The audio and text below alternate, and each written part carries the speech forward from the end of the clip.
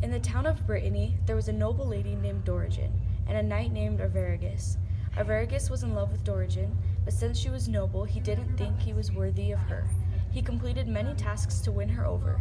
Eventually, they fell in love and got married. However, not long after, Arviragus was sent away for 2 years on a sea quest. Dorigen was very sad her husband was gone, so her friends threw her a party in the garden to cheer her up. A noble man named Aurelius came to the party and confessed his love for Dorigen. She wanted to stay loyal to Arviragus, so she denied him, but not before making the joke that if he could move the dangerous rocks that had killed many knights returning from sea quests, she would marry him.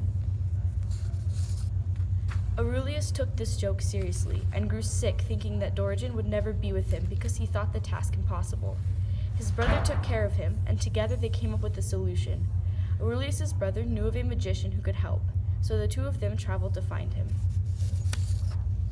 When they finally found the magician, they asked him if he could move the rocks for them.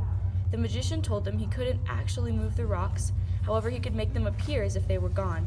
But this task would cost the noble brothers some money. The brothers agreed, and the spell was cast. Suddenly the rocks were invisible, so Arviragus returned to tell Dorigen what he had done for her.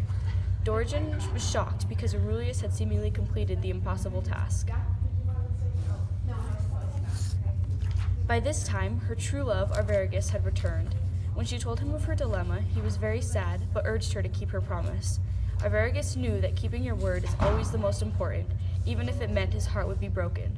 So Dorigen went to Aurelius to tell him she would keep her promise, but he could tell how sad she was. He decided to let her go and be with her true love, because he couldn't bear to break up the happy couple. Aurelius was true to his word as well, and went back to pay the magician for casting the spell on the rocks. He told the magician that he let Dorigen go, and how he didn't want to be a homewrecker, even though he still had to pay the magician.